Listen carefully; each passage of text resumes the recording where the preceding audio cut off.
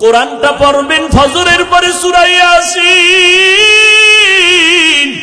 জোহরের নামাজের পরে সূরাতুর রহমান তেলাওয়াত করবেন, আসরের নামাজের পরে আম্মা ইয়াতাসাআলুন, মাগরিবের নামাজের পরে সূরা ওয়াকিয়া তেলাওয়াত করবেন, এশার নামাজের পরে সূরা মুলুক তেলাওয়াত করবেন। আপনার ঘর ফেরেশতারা পাহারা দিবে, আপনার ঘরে কোনোদিন চোর ডাকাত আসবে না, আপনার স্বামীর কামাই রুজিতে কোনোদিন অভাব লাগবে না। সূরা ইয়াসিনটা পড়া ভুলিয়েন না রে আম্মা জান। কপাল খারাপ, দুনিয়ার সব কিছুই শিখলেন, কোরআন পড়া শিখলেন না। আমি ছোটবেলার থেকে বলতেছিলাম, ভুলে গেছিলাম, আম্মা জান আমাদের গজল শিখাইতেন, আম্মা জান আমাদের কোরআন পড়া শিখাইছেন। ও পর্দার আড়ালের আম্মা জান, কেন কোরআন শিখলেন না রে মা? কোরআনের মতো আর এত মধুর তেলাওয়াত কই পাইবেন? ও পর্দার আড়ালের আম্মা জান, ওই আম্মা জান আয়েশার মতো আপনারাও নারী। নবী বলেন, আয়েশা আমি কান্না করার কারণ হাসরের ময়দানের কঠিন কথা আমার মনে পড়ে গেল। আম্মা জান আয়েশা বলেন, কেমন কঠিন? নবী বলতেছেন, আয়েশা এই জমিনটা হবে কিয়ামতের মাঠ, হাসরের ময়দানে সমস্ত নারী পুরুষ উলঙ্গ আল্লাহর আদালতে দাঁড়াবে।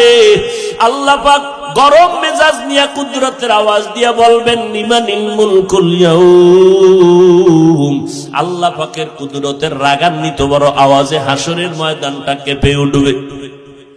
অপরদিকে সূর্যের গরম, আল্লাহ বলবে সূর্য যত তাপ আছে জমিনে ছেড়ে দাও। অন্যদিকে জাহান্নামের আওয়াজ, জাহান্নামের আওয়াজে হাসরের মাঠ থরথর করে কেঁপে উঠবে।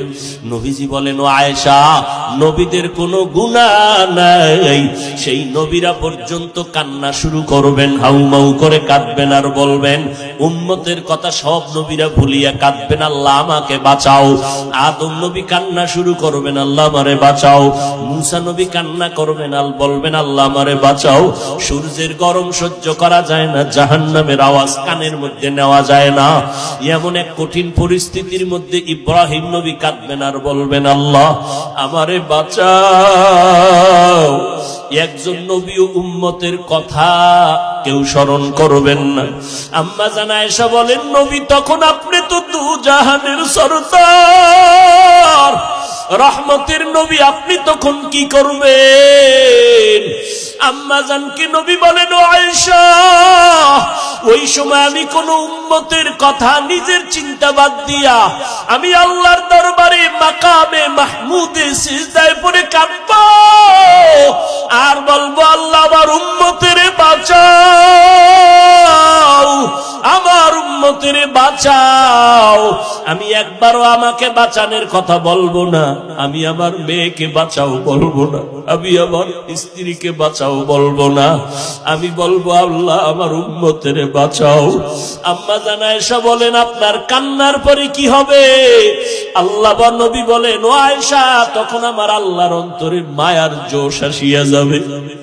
আমার আল্লাহ বলবে, নবী আপনি মোটেও কাঁদবেন না, মাথা উঁচু করেন, আপনাকে আমি এখনই সুযোগ দিচ্ছি রে নবী, আপনার একটা উম্মত আমি জাহান্নামে দিব না।